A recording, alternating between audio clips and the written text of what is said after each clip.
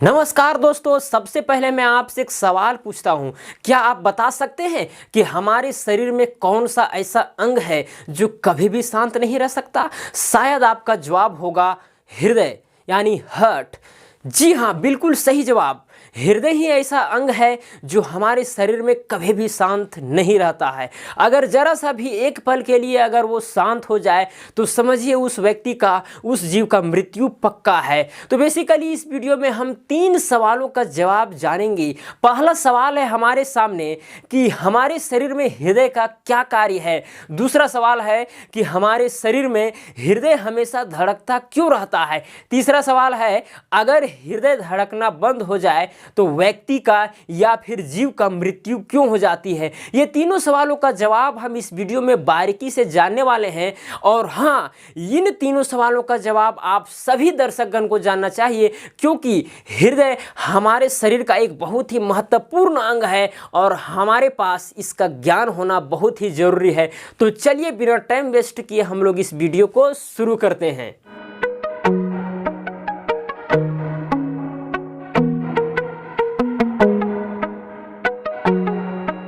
तो सबसे पहला सवाल ये था कि हृदय का क्या कार्य है। तो मैं सबसे पहले पहला सवाल का ही आंसर विस्तार पूर्वक देने वाला हूं। और हाँ, अगर आप पहला सवाल का आंसर अगर आप डिटेल से विस्तार पूर्वक अगर समझ लेते हैं तो दूसरा नंबर सवाल और तीसरा नंबर सवाल का आंसर आप खुद दे दीजिएगा।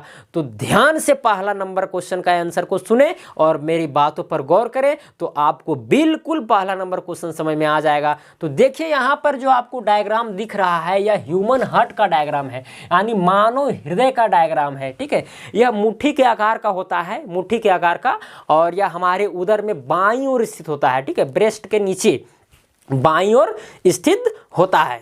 और अगर हम इसका वजन की बात करें तो यह पुरुषों में लगभग 350 ग्राम का होता है और यह स्त्रियों में लगभग 300 ग्राम का होता है। हमारा हृदय 4 चैम्बरों में बटा होता है, 4 चैम्बरों में। ठीक है, ऊपर का जो 2 चैम्बर होते हैं उसको बोलते हैं हम लोग आलिंद। ठीक है, और नीचे 2 चैम्बर जो है उसको बोलते हैं हम लोग निलय। और इसका नाम देखें तो इसका नाम दिया गया है बायां आलिंद और इसका दिया गया है दायां आलिंद। ठीक है, इसका दायां आलिंद और इसका बायां निलय। ठीक है, और इसका दायां निलय। तो यहाँ से एक सवाल और खड़ा होता है कि आप पूछ सकते हैं कि यह 4 चैम्बरों में ही क्यों बटा होता है। तो इसका आंसर बहुत ही सरल है।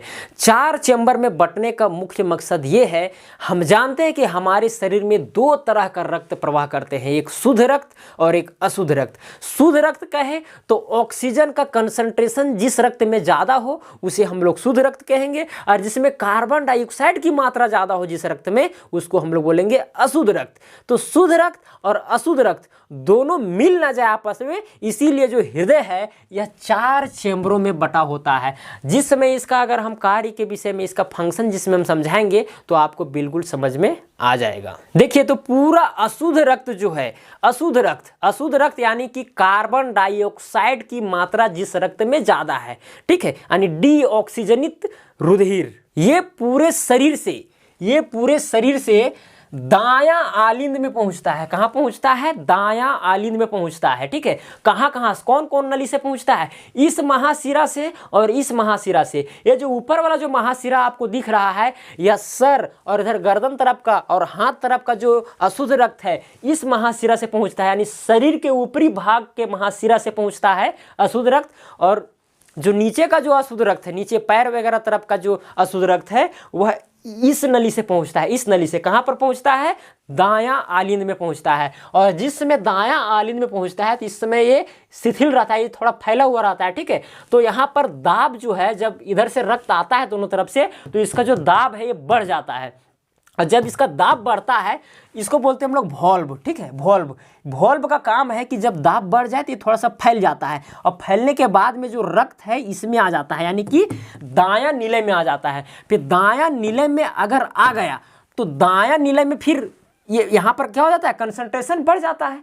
लेकिन कंसंट्रेशन बढ़ जाएगा तो ऐसा नहीं कि फिर इधर ही से वापस लौटने लगेगा, नहीं लौट पाता है, क्योंकि जो वॉल्व जो है ये यूनिडायरेक्शनल होते हैं। ठीक है। ऊपर से तो रक्त आ सकता है लेकिन नीचे से ऊपर नहीं जा सकता, क्योंकि नीचे से ऊपर जाएगा तो ये दोनों क्लोज हो जाते हैं, ठीक है, ये दोनों सट जाते हैं।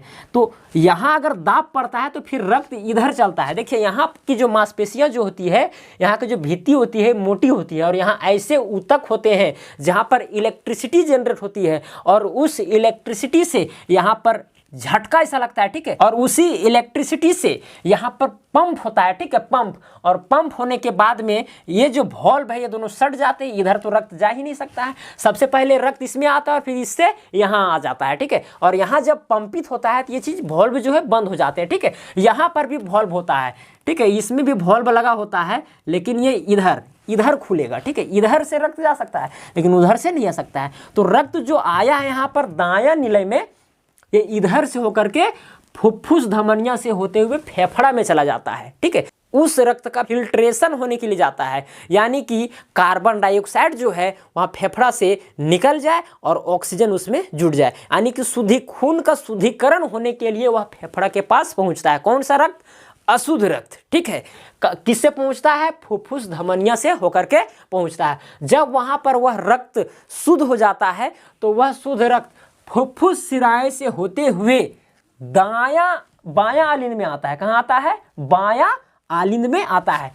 जब इसका कंसंट्रेशन यहाँ पर बढ़ जाता है, यानी यहाँ पर दाब बढ़ जाता है, तो ये वॉल्व जो है खुल जाते हैं, और वॉल्व खुलने के बाद ये नीचे की तरफ जो शुद्ध रक्त है प्रवाह करने लगता है, और कहाँ जाता है? बायां नीले में आ जाता है, यानी इसमें आ जाता है। जब यहाँ का दाब बढ़ जाता है और यहाँ की जो मांसपेशियाँ हैं जब इलेक्ट्रिसिटी के द्वारा जब यहाँ पर पंप करती है तो फिर ये वॉल्व बंद हो जाते हैं, और फिर इधर से देखिए ये जो आपको दिख रहा है ये महाधमनी है, ठीक है। महाधमनी से होते हुए जो शुद्ध रक्त है हमारे पूरे शरीर में प्रवाह होकर के फैल जाता है।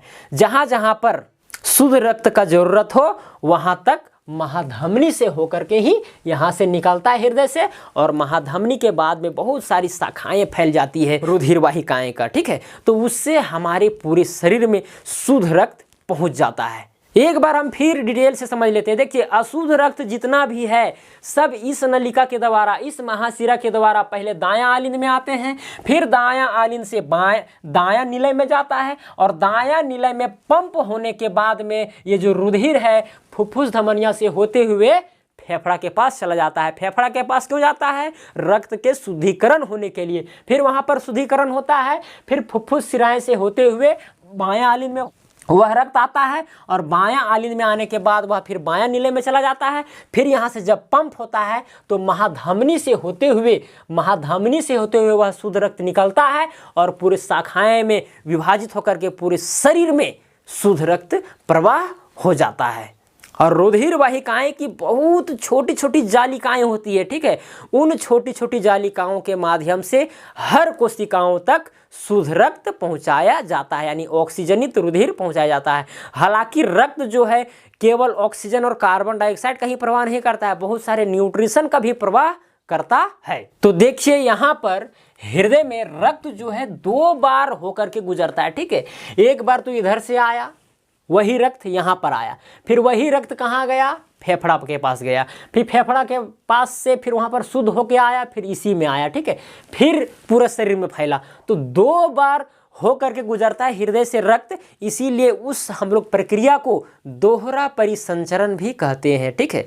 तो इस तरह से शुद्ध रक्त और अशुद्ध रक्त दोनों एक साथ मिश्रित नहीं होते हैं, मिलते नहीं हैं, और दोनों अलग अलग सेपरेट रहते हैं। और यह होना भी चाहिए, क्योंकि जिन जंतुओं को ज़्यादा एनर्जी चाहिए उसमें शुद्ध रक्त होना चाहिए, क्योंकि उसमें ऑक्सीजन की मात्रा ज़्यादा होती है, और ज़्यादा एनर्जी के लिए ज़्यादा ऑक्सीजन चाहिए, क्योंकि तभी ना ग्लूकोज से रिएक्शन करके ज़्यादा एनर्जी का निर्माण करेगा। अगर हम बात करें मछली का, तो मछली में 2 चेंबर होता है, ठीक है। और उभयचर या सरीसृप यानी कि मेढक वगैरह में या सांप वगैरह का बात करें तो उसमें 3 चेंबर होते हैं, ठीक है, 3 चेंबर। उसमें थोड़ा सा शुद्ध रक्त और अशुद्ध रक्त थोड़ा मोड़ा मिल जाए तो उन लोग सहन कर लेते हैं, लेकिन ये जीव अगर दोनों मिल गया, शुद्ध रक्त और अशुद्ध रक्त मिल गया, तो फिर ऑक्सीजन की कमी हो जाएगी हमारे शरीर में, और हो सकता है कुछ प्रॉब्लम हो जाए। तो इस तरह से हृदय जो है यह पंप का कार्य करता है, यह पूरे शरीर में रक्त का परिसंचरण करवाने में मदद करता है। यह हमारे लिए बहुत ही महत्वपूर्ण है। यह 1 मिनट में लगभग 72 बार धड़कता है, इसीलिए यही वजह है 72 बार धड़कने का, ताकि हमारे शरीर का हर हिस्सा तक ऑक्सीजन और न्यूट्रिशन वगैरह रक्त के माध्यम से पहुंचता रहे। तो पहला नंबर सवाल का आप आंसर जान ही गए कि भाई हृदय का क्या कार्य है। ठीक है, तो दूसरा सवाल ये था कि हृदय लगातार धड़कता क्यों रहता है। तो इसलिए धड़कता है ताकि ऑक्सीजन और न्यूट्रिशन वगैरह रक्त के माध्यम से हमारे पूरे शरीर तक पहुंचता रहे सही समय पर, ताकि हमको ऊर्जा मिल सके और बहुत सारे नतीजों से सुरक्षा मिल सके। तीसरा सवाल ये था कि अगर हृदय धड़कना बंद हो जाए तो व्यक्ति का मृत्यु क्यों हो जाती है। सही बात, मृत्यु बिल्कुल हो जाएगा। हृदय ही एक ऐसा अंग है जो हमेशा धड़कते रहता है। अगर ये धड़कना बंद हो जाए तो हमारे पूरे शरीर में रक्त का परिसंचरण रुक जाएगा। ठीक है, यानी रक्त पूरे शरीर में फैलेगा नहीं। अगर फैलेगा नहीं तो ऑक्सीजन नहीं पहुंचेगा उस जगह पर, पूरे शरीर में ऑक्सीजन नहीं पहुंचेगा, न्यूट्रिशन नहीं पहुंचेगा, तो क्या होगा, मृत्यु तो होना तय है। तो हृदय का कार्य हमारे शरीर में बहुत ही इंपॉर्टेंट है, यह बहुत ही महत्वपूर्ण भूमिका अदा करती है हमारे शरीर में, और यह कभी भी शांत नहीं रहती। यह बहुत ही आश्चर्यजनक बात है। हम अपने कोई भी अंग को कुछ पल के लिए शांत कर सकते हैं, लेकिन हृदय को कभी भी शांत नहीं कर सकते हैं। तो इस तरह से तीनों सवालों का जवाब आप आसानी से जान लिए। तो इसी तरह का अगर आपको वीडियो देखना है तो आप मेरे चैनल के साथ जुड़ जाइए। आप मेरे इस चैनल को सब्सक्राइब कीजिए, बेल आइकन को भी प्रेस करना ना भूलें। अगर पसंद पड़े तो वीडियो को लाइक भी जरूर कीजिएगा। आज के लिए इतना ही, धन्यवाद।